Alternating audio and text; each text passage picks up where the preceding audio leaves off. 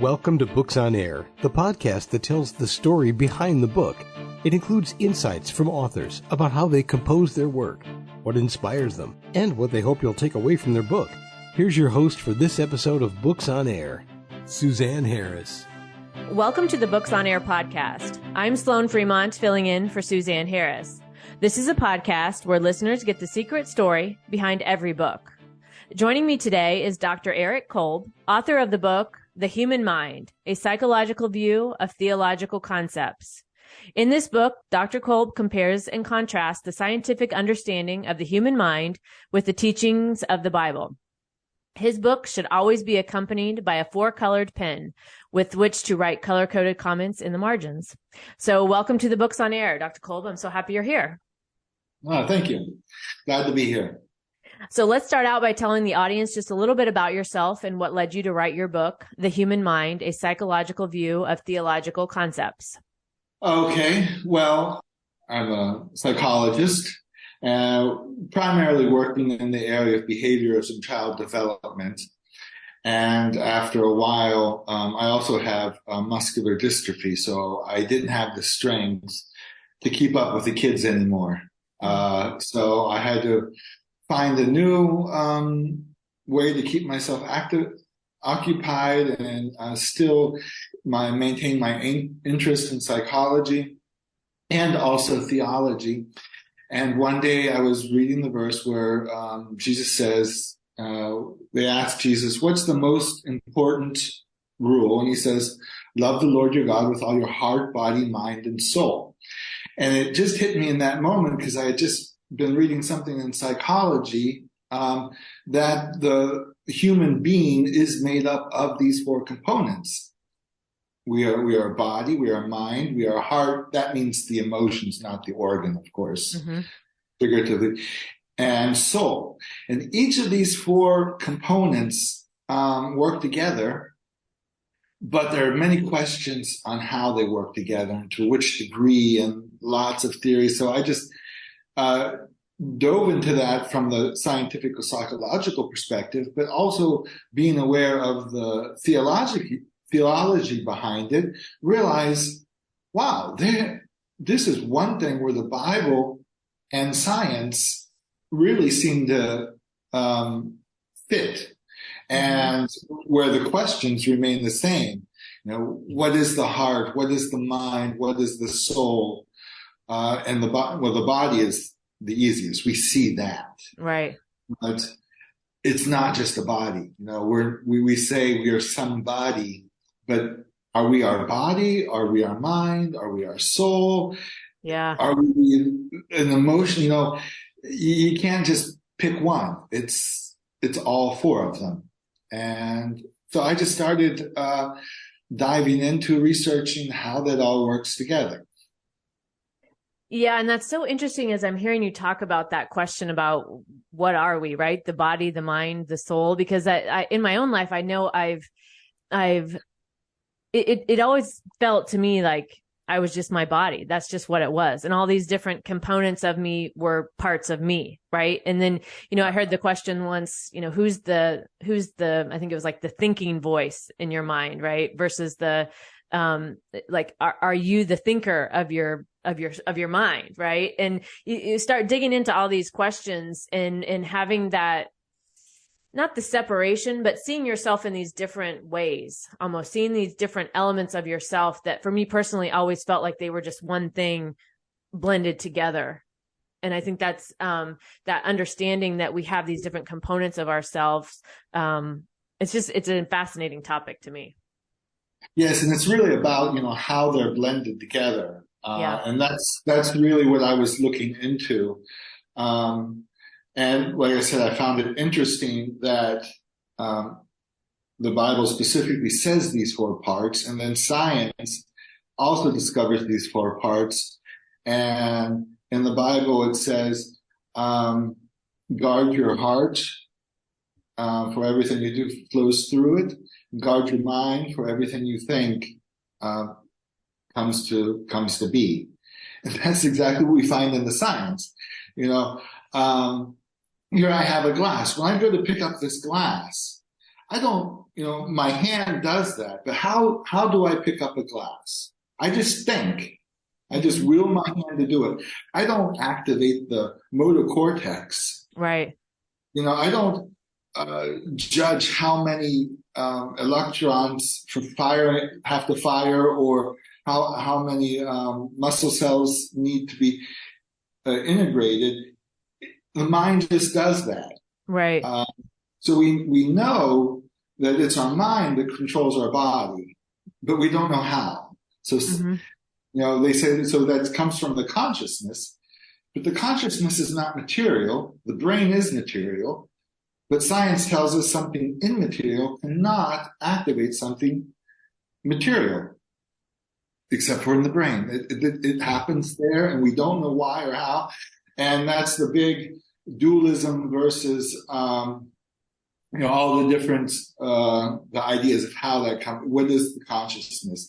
Is it all are we just atoms? We'd like to, a lot of people would like to think so, but even the people that are really strictly materialists, that means there's only the body, the mind, the consciousness, the soul, none of that exists. It's only body, and that's all we are, but no one lives that way. Right.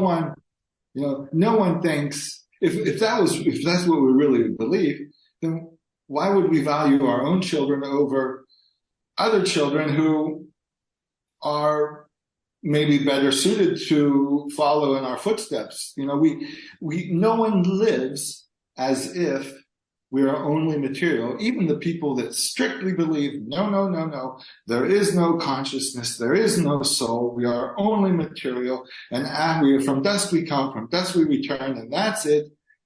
But they don't live that way. Even if they don't believe in God or spirits or anything above that, if they're strictly atheists, they still don't behave as if they were, because there is something more.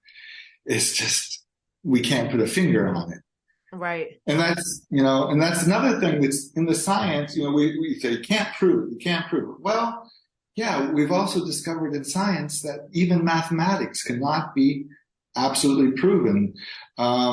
There's, the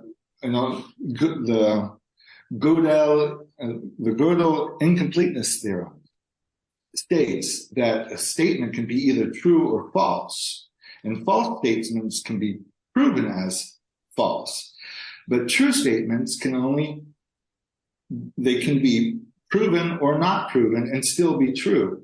That is a basic fact of mathematics, which says we can't always know.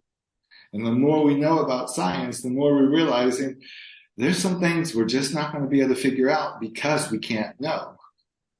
How do you think our own intuition or feelings play into this? Because sometimes what we're talking about here with like the body, mind, the soul, consciousness, and all this stuff, sometimes these things, to me at least, have been hard to put in words. It's a feeling I can feel, but I can't explain it. How do you think that plays into what we're talking about? Well, that's exactly the topic of my next book. We're talking about the human mind. I've already submitted The Human Soul for publishing. The next book that I'm working on is The Human Heart, The Emotions. Actually, my favorite, because I wrote my dissertation about that. The emotions are just a wild thing. Yeah. The brain kind of works like a hybrid car with gas and electric engine.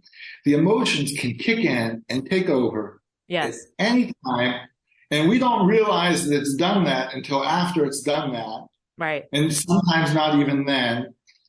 And that's why it's a different part. I mean, the system is in the brain, but it doesn't run under the same conscious awareness system. It runs under the automatic nervous system, where our reflexes are, our drives, our instincts.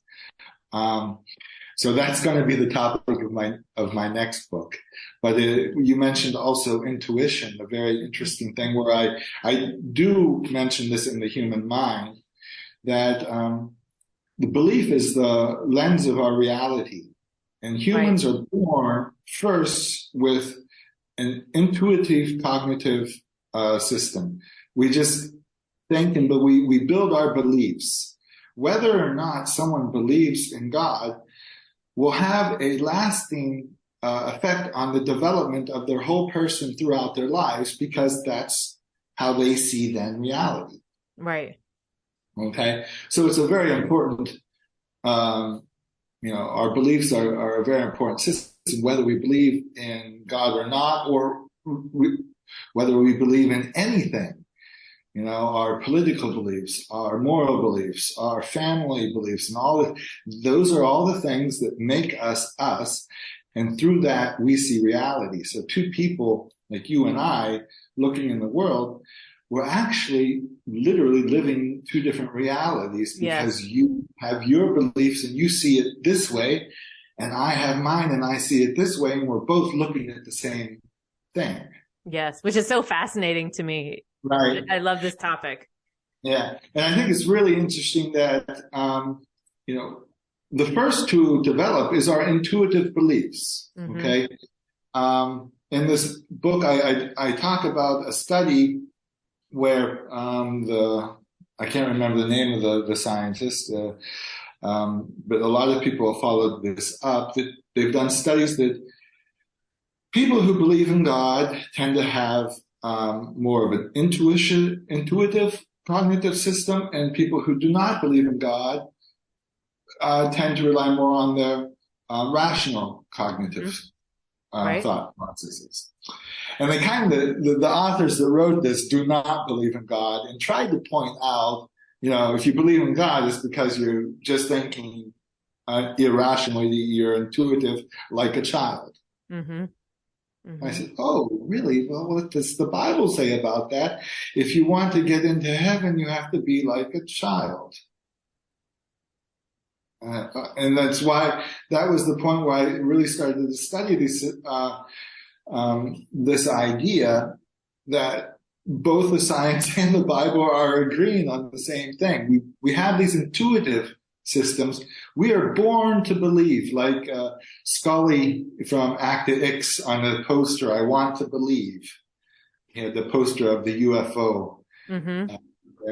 We're born first with the intuitive. We want to believe things. And then when our theory of mind begins to develop, then we start to question our beliefs, which is also a very good thing.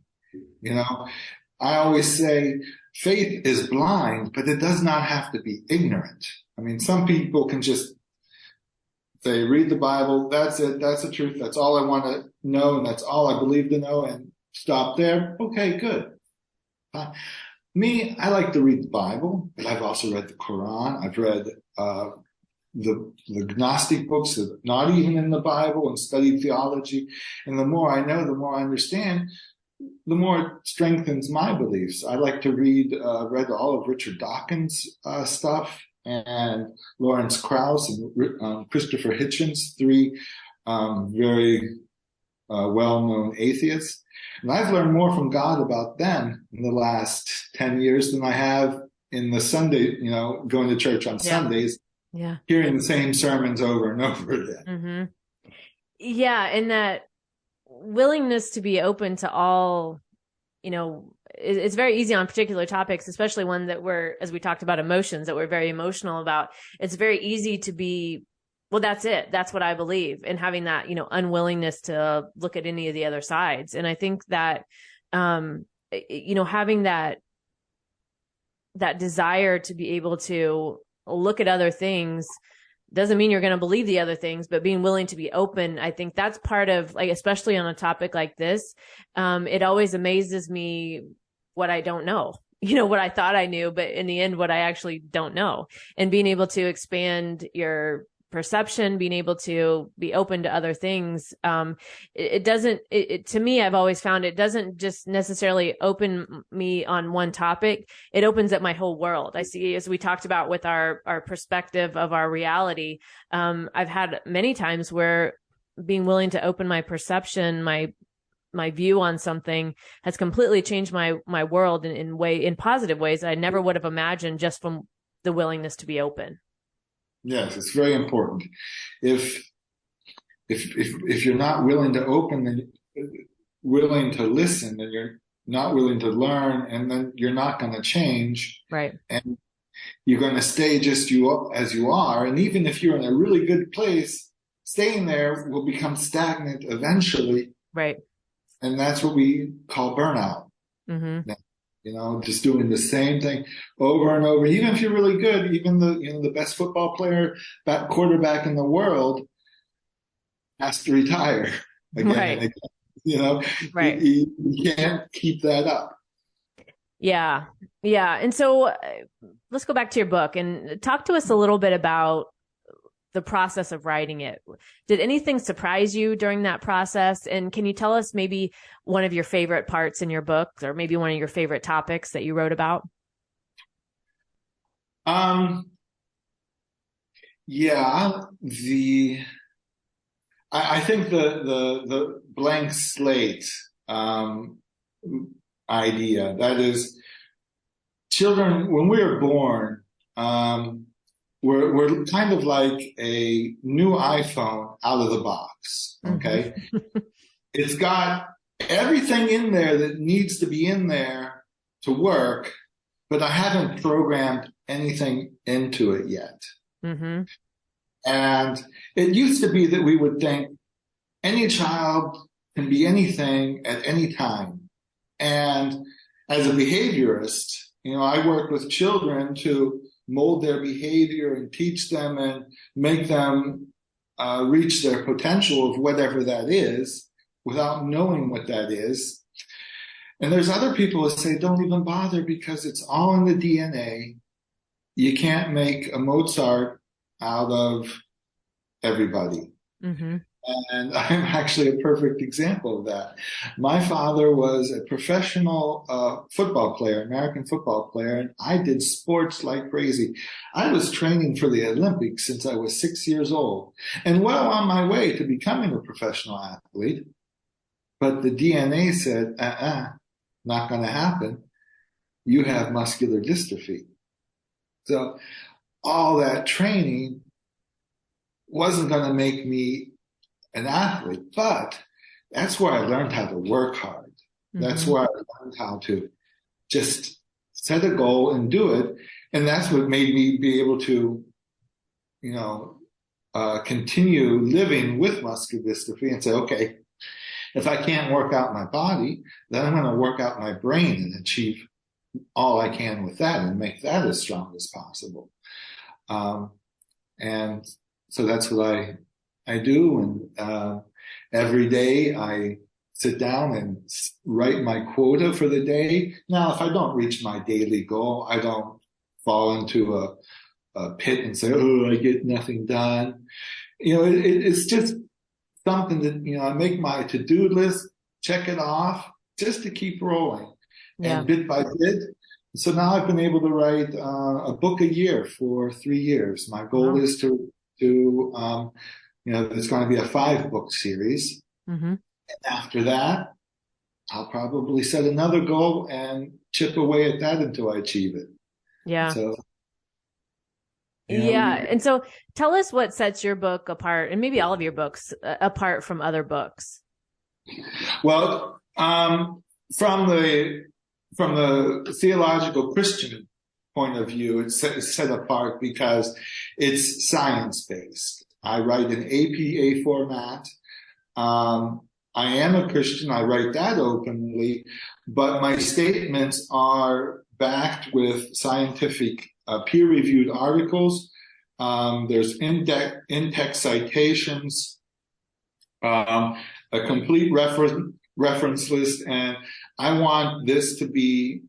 It has to face the scrutiny of scientific scrutiny. Now, there will be scientists who say that and say, no, I disagree with this theory, but it's still a scientific theory that's been established.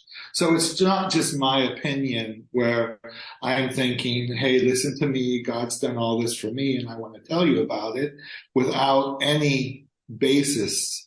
It's certainly not a devotional. It's not evangelical. I'm not writing this to bring people to God. It's more about opening the discussion and say, this is what we have in the science. This is what we have in the Bible. Look, people, it's not that much different. Mm-hmm. You know, Mm-hmm. it's down to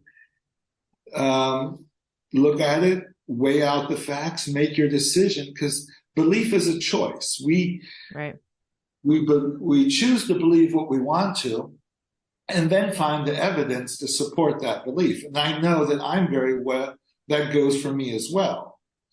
But I'm aware of that. I point that out the whole time and say, this could be this and it could be this. And here are the studies where I get this information. Look at them, go to the data yourself and see what you think. Yeah. And one of the most freeing things I ever read, and this has been years ago, is we don't have to believe everything we think, right? We have a choice in how we perceive the world. And I think you're talking to us today about all the things that we've talked about, such a big and fascinating topic, but being able to bring two groups together that are often on opposite ends of the spectrum of things, being able to point out the similarities and show us that, again, maybe if we're willing to be open to it, that how it might change our life in a positive way, right? We have this connection that, I think you're showing people in such a different way. And I think that's very amazing. Yeah, exactly. That's it. I mean, imagine, as humans, everything we see comes in through our senses. Okay.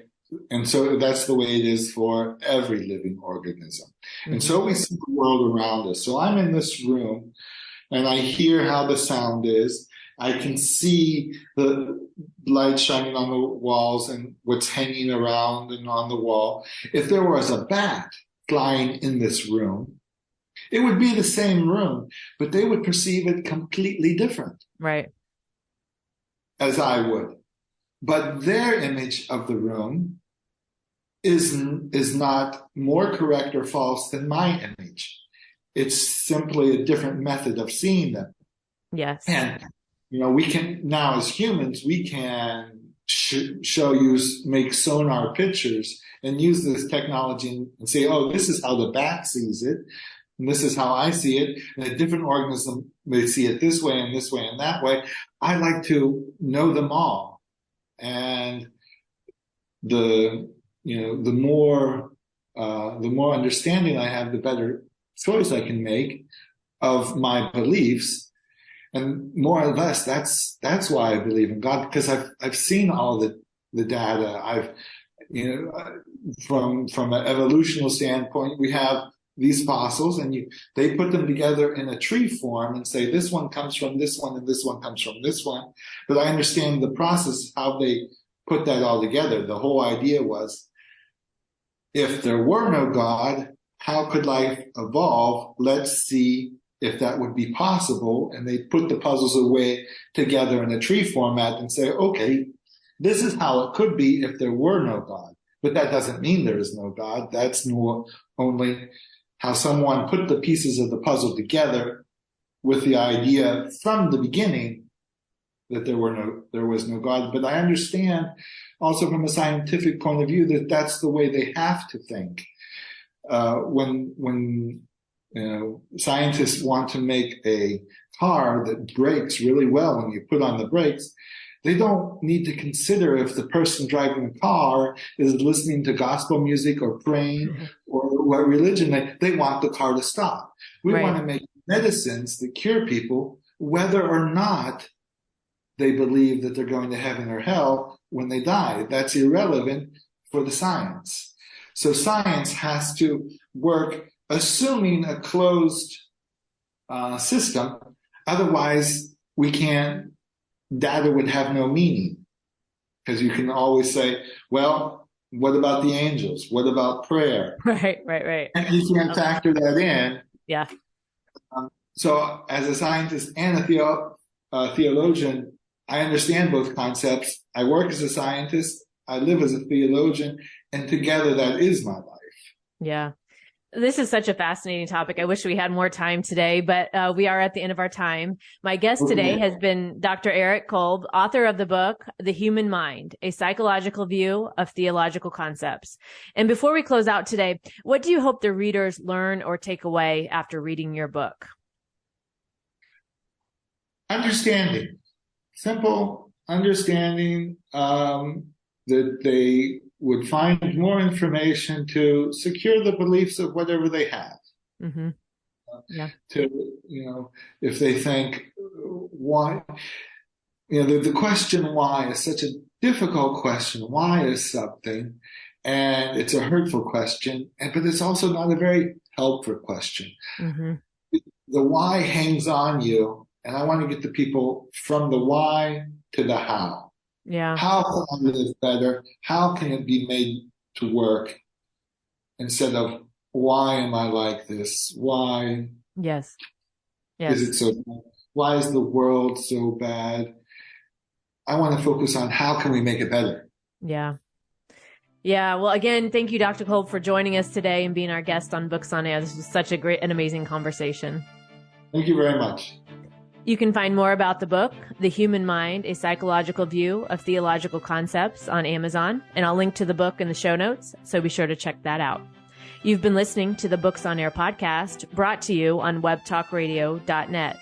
You can also hear this podcast on Spotify, iHeartRadio, Stitcher, and Apple Podcasts. I'm Sloan Fremont, and I hope you'll join us for the next Books on Air podcast. Remember, you never know who's going to be here, and you never know what we're going to talk about. Thank you so much for listening.